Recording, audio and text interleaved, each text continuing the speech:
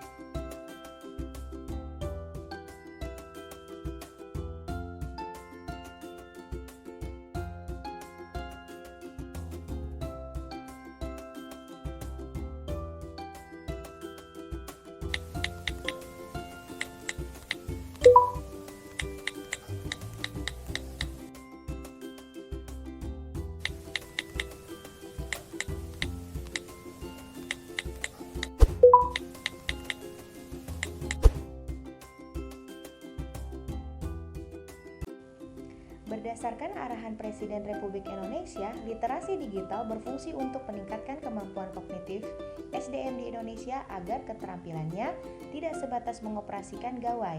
Kami kelompok 2 subkecil akan mempersembahkan video promosi kesehatan mengenai 4 pilar kompetensi literasi digital. Perkembangan di era digital merupakan perwujudan literasi digital melalui perangkat teknologi, informasi, dan komunikasi. Literasi digital merupakan kemampuan untuk memahami dan menggunakan informasi yang tepat dari berbagai sumber. Terdapat 4 pilar kompetensi literasi digital, yaitu digital skill, digital culture, digital safety, dan digital ethics. Digital skill, kemampuan individu dalam mengetahui, memahami, menggunakan perangkat keras dan piranti lunak TIK, serta sistem operasi digital dalam kehidupan sehari-hari. Adapun implementasinya, ketidakmampuan Ibu Enda untuk mengakses informasi dilihat dari percakapan Ibu Enda yang mengalami kesulitan mengakses link berita. Ibu Indah berinisiatif mencari informasi di internet dan memberitahu cara mengakses link tersebut. Digital culture, kemampuan individu dalam membaca, menguaraikan, membiasakan, memeriksa dan membangun wawasan kebangsaan, nilai Pancasila dan Bhinneka Tunggal Ika dalam kehidupan sehari-hari, dan digitalisasi kebudayaan melalui pemanfaatan TIK. Implementasinya, dalam percakapan di WhatsApp, mereka menggunakan bahasa Indonesia dengan baik dan benar, walaupun Ibu Enda masih menggunakan logat dia sebagai ciri khas suku Betawi. Ibu Indah sudah bisa menggunakan media sosial dan berusaha memanfaatkan media untuk melakukan komunikasi. Digital etik, kemampuan individu dalam menyadari, mencontohkan, menyesuaikan diri, merasionalkan, mempertimbangkan, dan mengembangkan tata kelola etik digital dalam kehidupan sehari-hari. Implementasinya, Ibu Indah mampu menyaring informasi, mempertimbangkan, dan menyesuaikan tindakan yang akan diambil untuk pengobatan suami Ibu April.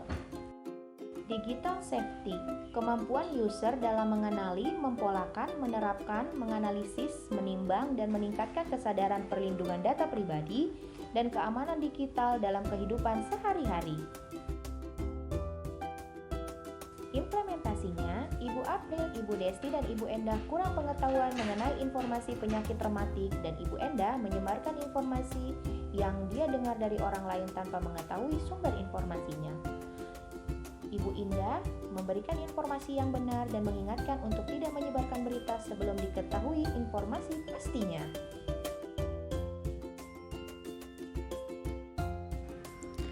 Rheumatic arthritis adalah penyakit yang tidak diketahui asalnya, yang ditandai dengan perubahan inflamasi pada jaringan sinoval sendi, tulang rawan, dan tulang.